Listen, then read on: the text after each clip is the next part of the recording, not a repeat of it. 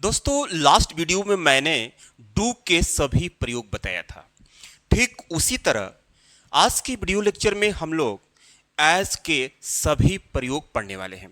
आपको पता है कि मैं अपने चैनल के माध्यम से सभी वर्ड्स के जितनी भी मीनिंग्स होते हैं मैं बताता रहता हूँ। इससे एडवांटेज ये होगा कि हम इससे एडवांटेज ये होगा कि हमारी जो अंग्रेजी है उसमें काफ़ी पकड़ होगी, चाहे स्पीकिंग करते समय या राइटिंग करते समय। तो इस सीरीज में आज हम लोग इस वीडियो में आज हम लोग एज जो कि एक कंजंक्शन है, इसका प्रयोग हम लोग 10 प्रकार से सीखेंगे कि कहाँ पर इसका क्या मतलब हो रहा है और इसका यूज कैसे कैसे होगा। तो देर न करते हुए मैं अपनी वीडियो लेक्चर को आगे बढ़ाता हूं। एज, अब यहां पर इसका मतलब जैसा या जिस तरह मतलब कि यहां मैनर की बात हो रही है। ठीक, जैसा मैं कहता हूं वैसा करो, जैसा कहता हूं वैसा बोलो, जैसे आपकी इच्छा, ऐसे भी लोग बोलते हैं। ठीक, तो जैसा मैं कहता हूं वैसा करो, तो पहले हमको इसको लिखना है, वैसा करो यानी डू। उसके तुरंत बाद एज, मैं कहता हूं आई से, डू एज आई से, वैसा करो यानी डू, वैसा करो से डू हो गया। जैसा के लिए एज मैं कहता हूं आई से, डू एज आई से। जैसा कहता हूं वैसा बोलो यानी वैसा बोलो। स्पीक यानी जहां जहां जैसा का पेयर वैसा है, तो आप समझ लीजिए कि वहां पर हमें वैसा की मीनिंग लिखना ही नहीं है, बस इसके बाद जो मेन वर्ब आ रहा है बस इसको ही लिखना है यानी बोलो। तो बोलो जैसे लिखेंगे ना, तो इसके साथ में समझ लीजिए कि वैसा भी इंक्लूड हो गया। स्पीक, अब यहां पर जैसा एज मैं कहता हूं, यहां पर मैं जो है छिपा हुआ है, आई से। स्पीक एज आई से, जैसी आपकी इच्छा। ठीक, तो इसके लिए सिंपली बोल देंगे एज आपकी विश, एज योर विश। तो यहां पर एज का प्रयोग जैसा या जिस तरह के सेंस में हुआ, जैसे कि जैसा मैं कहता हूं वैसा करो, इस तरह से भी हो सकता है जिस तरह मैं कहता हूं उस तरह करो, यानी जिस तरह होगा तो उसका पेयर उस तरह होगा, तो उसका मीनिंग नहीं लिखा जाएगा। ओके, तो मैं एज का दूसरा रिव्यू, एज जिसका मतलब होता है क्योंकि। भाई क्योंकि की मीनिंग ऑलरेडी आपको बिकॉज पता है। ठीक, तो बिकॉज के सेंस में हम एज का प्रयोग करेंगे, लेकिन बिकॉज का प्रयोग हम दो सेंटेंस के बीच में करते हैं एक कंजंक्शन के रूप में।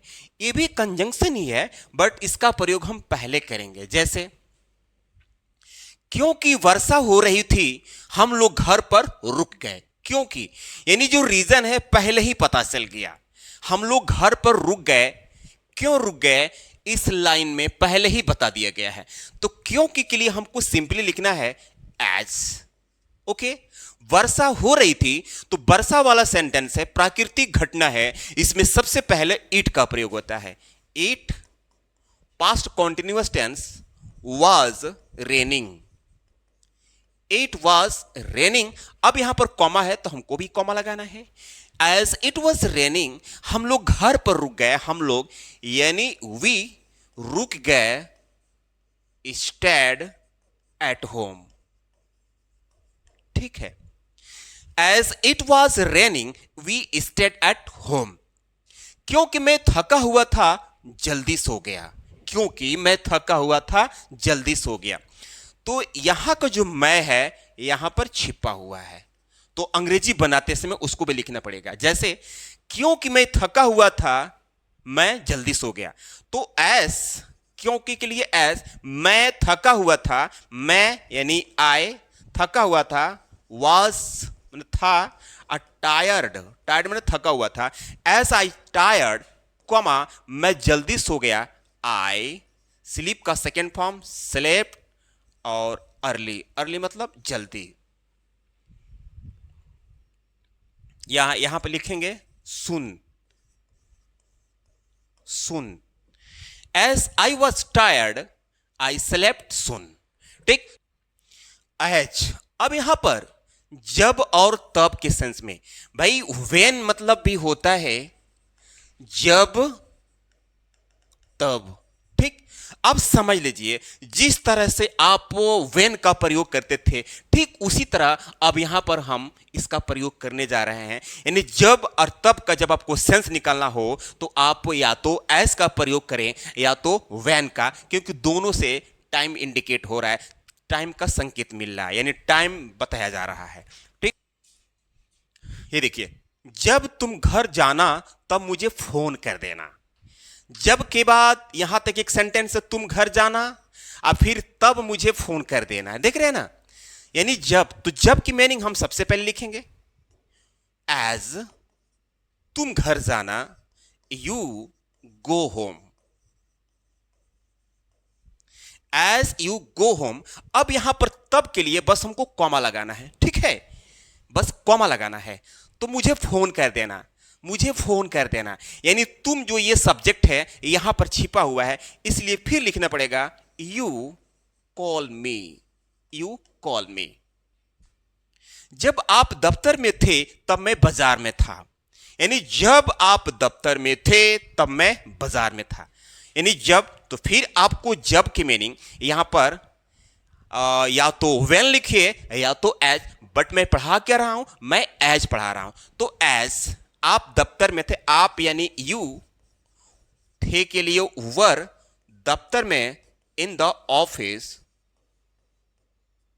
In the office. अब यहां पर तब है, इसके लिए कॉमा। ओके, मैं बाजार में था, मैं यानी I was in the market, in the market. Clear. भाई जहां जहां हमने एस का प्रयोग किया है वहां पर आप व्हेन का प्रयोग कर सकते हैं। मैं इसमें इसलिए नहीं कर रहा हूं क्योंकि इस लेक्चर में मैं एस पर फोकस किया हूं। ओके, तो आगे बढ़ते हैं। अब यहां देखिए, इसी एज से जैसे जैसे का भी सेंस निकाल सकते हैं।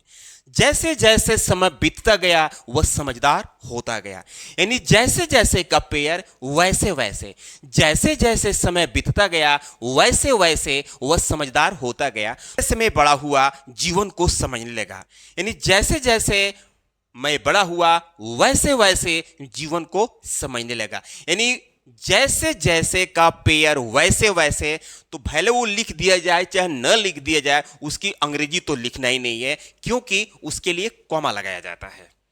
जैसे हम इसको पहले बोलते हैं जैसे जैसे। ओके, तो जैसे जैसे की मीनिंग आपको दो बार एज नहीं करना है।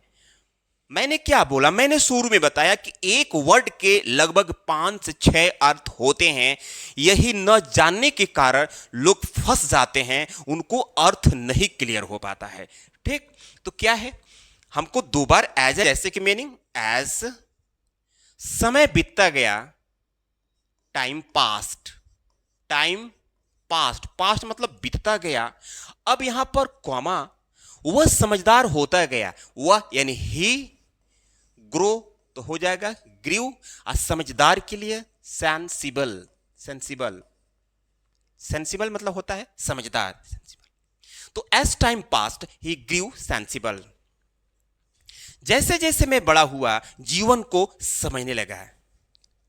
तो जैसे जैसे, फिर एज मैं बड़ा हुआ, आई ग्रो तो हो जाएगा ग्रीव, ओल्ड नहीं older. Okay, as I grew older, comma जीवन को समझने लगा, कौन यानी मैं, तो फिर यहां पर मैं छिपा है तो हमें अंग्रेजी में लिखना पड़ेगा आई समझने लगा, लगा लगी sentence, began to understand,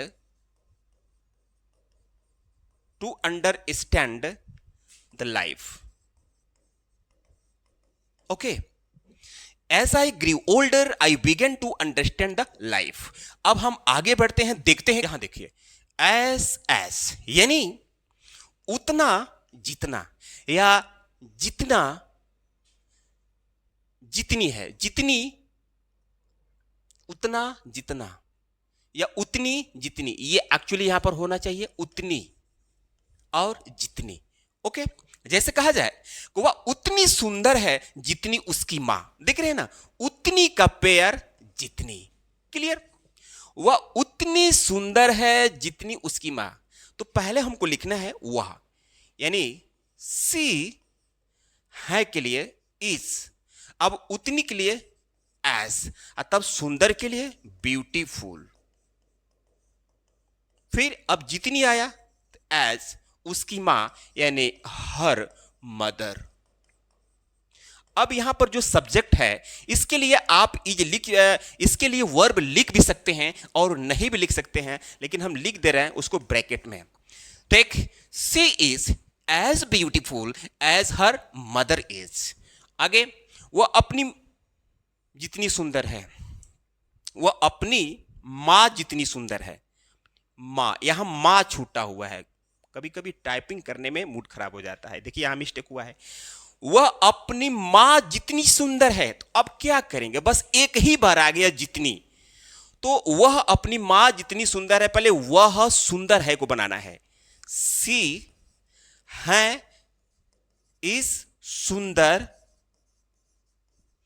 beautiful, ठीक, जितनी एज अपनी मां, फिर यहां लिखेंगे हर मदर। देख रहे हैं ना, अगर एक बार आए इस तरह के सेंटेंस आए तो हमको एक ही बार एज लगाना है। वो अपनी मां जितनी सुंदर है, तुम अपने भाई जैसे मोटे हो, वो अपनी बाप जैसा कंजूस है, इस तरह के लोग बोलते हैं। तो आपको इसी पैटर्न पर सेंटेंस को बनाना है। मैं उतना मोटा था जितना मेरा भाई। अब देखिए उतना का पेयर जितना, यानी दो दो बार अब एज लगेगा। मैं यानी आई, था यानी वाज, उतना मोटा, एज फैट, फिर जितना, एज मेरा भाई यानी माई ब्रदर, माई ब्रदर। अब यहां पर आप वाज लिख भी सकते हैं, नहीं भी लिख सकते हैं, लेकिन मैं ब्रैकेट में लिख दिया। ओके, तो I was as fat as my brother was. ये रहा एज का प्रयोग। अब आगे देखते हैं क्या इसका है। एज, भाई एज का मतलब के रूप में भी होता है, ठीक है। एज के रूप में यानी इन द रोल ऑफ, जैसे वह वहां एक शिक्षक के रूप में काम करती है, यानी ये सब्जेक्ट काम करती है वर्ब के रूप में, के रूप में, इसी के लिए हमको एज लगाना है। एक शिक्षक, अ टीचर, वहां यानी देयर। तो इसको ट्रांसलेट करते हैं। वह यानी सी काम करती है, वर्क ऐसा लग जाएगा, वर्क्स।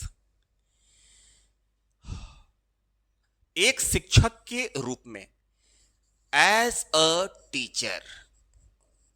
क्लियर? एक शिक्षक के रूप में, तो के रूप में के लिए एज अ शिक्षक के, अ टीचर, वहां की बात हो रही है, तो यहां लिखेंगे there. She works as a teacher there. मैं कल मैनेजर के रूप में शामिल हुआ, मैं कल मैनेजर के रूप में शामिल हुआ यानी ज्वाइन किया। मैं यानी आई, शामिल हुआ, ज्वाइंड, के रूप में as manager, a manager, manager. कल बीता हुआ कल है, तो इसके लिए लगता है yesterday. Okay, I joined as a manager yesterday. तो गाइज यहां पर आप एज का मतलब के रूप में पढ़े, यानी इन द रोल ऑफ। आगे एज, अब यहां पर एज का प्रयोग के नाते, के नाते, के नाते की मीनिंग बिंग भी होता है। बिंग पर मेरा एक डिटेल वीडियो है, अभी तक आप नहीं देखे होंगे तो जरूर देखना, क्योंकि उसमें भी मैंने बताया था बिंग का मतलब के नाते होता है, और यहां पर भी के नाते की मीनिंग एज हो रहा है। यानी आप आज से आपको दो मीनिंग मिल गया, एज या बिंग के नाते का मतलब निकालने के लिए क्या करेंगे। एक अध्यापक होने के नाते, के नाते, एज होने के नाते, ठीक है, एज अ टीचर, ठीक है, इसी में होने भी आ जाएगा। एज ए टीचर अध्यापक होने के नाते मैं तुमको सलाह देता हूं, मैं तुमको सलाह देता हूं, प्रेजेंट सिंपल टेंस, आई यहां पर कॉमन लगेगा, advice you, okay, as a teacher I advice you, या बीइंग अ टीचर, एज की जगह पर क्या बोल सकते हैं, being a teacher I advice you.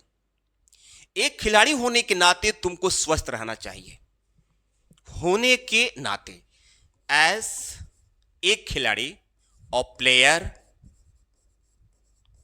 Comma तुमको स्वस्थ रहना चाहिए, यानी यू चाहिए के लिए शुड, रहने के लिए बी, और स्वस्थ के लिए फिट या healthy. As a player you should be fit. तो यहां पर एज का प्रयोग बीइंग के नाते के रूप में हुआ। तो हम देखते हैं एज का अगला प्रयोग।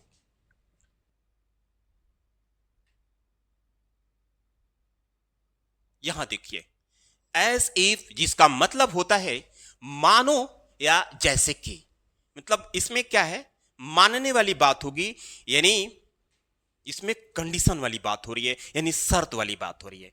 जैसे कहा जाए कि वह ऐसे बात करती है मानो कि उसे सब कुछ पता हो, वह ऐसे बात करती है मानो कि उसे सब कुछ पता हो। तो ये जो है एक तरह से रियल कंडीशन है, भाई वो बात कर रही है तो इस हिसाब से लग रहा है उसको सही में कुछ पता हो। तो ठीक है, पहले देखो, वह ऐसे बात करती है, वह यानी सी बात करती है, टॉक्स,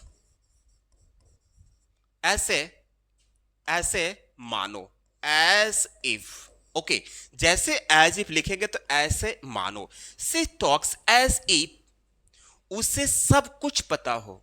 उसी में ये देखिए, मानो की और ऐसे, सी टॉक्स एज इफ, जैसे आप एज इफ लिखेंगे ऐसे मानो की पूरा इसमें इंक्लूड हो गया, सी टॉक्स एज इफ, उसे सब कुछ पता हो, उसे यानी सी नो, नो मैंने जानती है, knows everything, she knows everything, okay, present simple पर बना, सब कुछ पता हो मतलब सब कुछ जानते हो।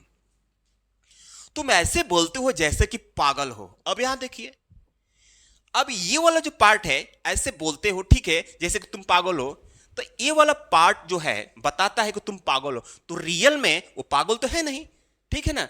अगर रियलिटी होता तो इसे हम प्रेजेंट में ही बनाते, बट ये वाला पार्ट अब यहां वर से बनेगा, क्योंकि वो ऐसे बात करता है जैसे पागल हो, सेंटेंस कर रहा है, तो भाई वो पागल तो है नहीं, बस आप मान रहे हैं ना, ठीक है। तो इसलिए ये पार्ट वर से बनेगा, यानी सब्जेक्ट के बाद वर का प्रयोग होगा। जैसे तुम ऐसे बात करते हो, यानी यू, तुम, टॉक मतलब बात करते हो, ऐसे जैसे कि, एज इफ, फिर तुम सब्जेक्ट यहां पर छिपा हुआ है, you were mad, clear, you talk as if you were mad. और ये रहा एज इफ का प्रयोग, हम आगे देखते हैं। ये देखिए, जैसे, भाई जैसे का प्रयोग उदाहरण देने के लिए होता है। जैसे मुझे आम और सेब जैसे फल पसंद है, शेर जैसे जानवर खतरनाक होते हैं, ठीक। तो मुझे यानी आई, पसंद है यानी लाइक, यानी पसंद है मैंने पसंद करता हूं, क्या, फल यानी फ्रूट, जैसे सच एस, आम और सेब, यानी mango and Apple, mango and Apple. I like fruit such as mango and Apple, fruits होगा। शेर जैसे जानवर खतरनाक होते हैं, शेर जैसे जानवर खतरनाक होते हैं, यानी animal such as lion are होते हैं डेंजर, यानी डेंजरस। तो एनिमल्स ऐसा लगेगा, animals such as lions are dangerous. तो यहां पर सच के साथ एज लगा, जो मतलब निकाला जैसे, यानी एग्जाम्पल देने के सेंस में, ठीक। तो आगे बढ़ते हैं, एज वेल एज। अब इसका मतलब यहां पर हो रहा है के साथ साथ, के साथ साथ यानी एक साथ दो काम जो कर सके। वह गाने के साथ साथ नाच भी सकती है, वह हिंदी के साथ साथ अंग्रेजी भी बोलती है। तो क्या करेंगे, पहले सब्जेक्ट लिखना होता है। वह गाने के साथ साथ नाच भी सकती है, यानी वह, यानी सी सकता सकती पर एंड हुआ, कैन, नाचने की बात हो रही है, डांस, सी कैन डांस। अब के साथ साथ एज वेल एज गाने की बात हो रही है, यानी sing, she can dance as well as sing. वह हिंदी के साथ साथ अंग्रेजी भी बोलती है, बोलती है प्रेजेंट सिंपल, यानी वह, यस महिला, सी बोलती है। तो बोलने की मीनिंग स्पीक, उसमें लग जाएगा एस, स्पीक्स, अंग्रेजी यानी इंग्लिश। अब आया के साथ साथ, इसके लिए as well as Hindi, yes. तो she speaks English as well as Hindi. अब के साथ साथ के सेंस में एज वेल एज का प्रयोग आज से करेंगे, ठीक है। अब आगे देखते हैं, एज लॉन्ग एज, जिसका मतलब होता है जब तक का पेयर तब तक। तो भाई जब तक की मीनिंग हम एज लॉन्ग एज लिखेंगे, लेकिन तब तक की मीनिंग हम कुछ नहीं लिखेंगे, उसके लिए सिंपली कॉमा लगाएंगे। जैसे जब तक तुम पढ़ोगे एक सेंटेंस, तब तक मैं पढ़ाऊंगा एक सेंटेंस, देख रहे हैं ना। तो रूल ये है, ये देखिए दोनों ही पार्ट, जब तक के वाला, जब तक के बाद वाला ये सेंटेंस फ्यूचर में है, फिर तब तक के बाद वाला भी सेंटेंस फ्यूचर में है। तो रूल ये है कि जब पहला सेंटेंस प्रेजेंट फ्यूचर में हो और वो वाला भी फ्यूचर में हो, तो पहला सेंटेंस प्रेजेंट सिंपल में बनाया जाता है। अगर वो फ्यूचर में है तो फ्यूचर में ही बनाएंगे। जब तक तुम पढ़ोगे तो इसके लिए बनाएंगे एज लॉन्ग एज तुम पढ़ोगे, तो फ्यूचर है तो फ्यूचर में नहीं बनाएंगे, यानी यू रीड, ओके। अब तब तक के लिए कॉमा, मैं पढ़ाऊंगा यानी आई शैल टीच, क्लियर। जब तक जल है तब तक जीवन है, कितना अच्छा सेंटेंस है। देयर से बनेगा, जल है जीवन है। तो पहले हमें जब तक की मीनिंग, एज लॉन्ग एज जल है, देयर इज वाटर, कॉमा। अब यहां तब तक के लिए कॉमा लगा देंगे। जीवन है, there is life, there is life, okay. As long as there is water, there is life, comma, clear. तो यहां जो कॉमा लगा है वो तब तक का सेंस निकाला। अब हम आगे बढ़ते हैं, एज सुन एज, भाई दो बार एज है, दोनों के बीच में सुन लगा है, यानी हम इसे पढ़ेंगे एज सुन एज। इसका मतलब हुआ ज्यों ही का पेयर त्यों ही। तो ज्यों ही की मीनिंग हम एज सुन एज तो लिखेंगे, लेकिन त्यों ही के लिए केवल कॉमा लगाना पड़ेगा। जैसे ज्यों ही मैं बाजार गया, एक सेंटेंस हुआ, त्यों ही वर्षा होने लगी, एक सेंटेंस हुआ। तो दोनों पास्ट में ही है, तो दोनों को पास्ट में ही बनाएंगे। जैसे ज्यों ही, यानी एज सुन एज मैं बाजार गया, past and definite tense, I went to market, okay, I went to market. अब यहां पर त्यों ही के लिए कॉमा, वर्षा होने लगी, तो वर्षा वाले सेंटेंस को इट से बनाते हैं, इट लगा लगी, यानी began to rain, began to rain. As soon as I went to market, it began to rain. ज्यों ही मैं घर जाता हूं त्यों ही मेरा कुत्ता पूंछ हिलाने लगता है, ठीक है। ज्यों ही यानी as soon as मैं घर जाता हूं, present simple tense, I go home। आपको पता है कि होम से पहले टू का प्रयोग नहीं होता है, इसलिए मैंने नहीं किया। As soon as I go home, त्यों ही के लिए कॉमा, मेरा कुत्ता यानी my dog प्रेजेंट इंडेफिनिट में हिलाने लगता है, बिगिंस टू वैग, वैग मतलब हिलाना, his tail, clear. As soon as I go home my dog singular है, इसलिए लगा लगी की मीनिंग में हमने एस लगा दिया। बिगिंस टू वेग मतलब हिलाना, पूछ हिलाना मतलब उसको घुमाना, तो बिगन टू वेग हिज टेल। अब आगे देखते हैं आगे देखते हैं एज का प्रयोग क्या है। प्रयोग डिस्टेंस के रूप में करते हैं।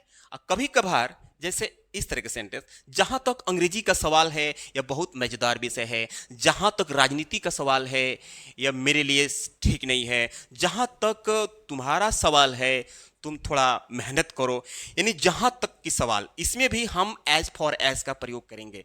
जैसे सबसे पहले हमको जहां तक की मैंने लिखना है, क्या एज फॉर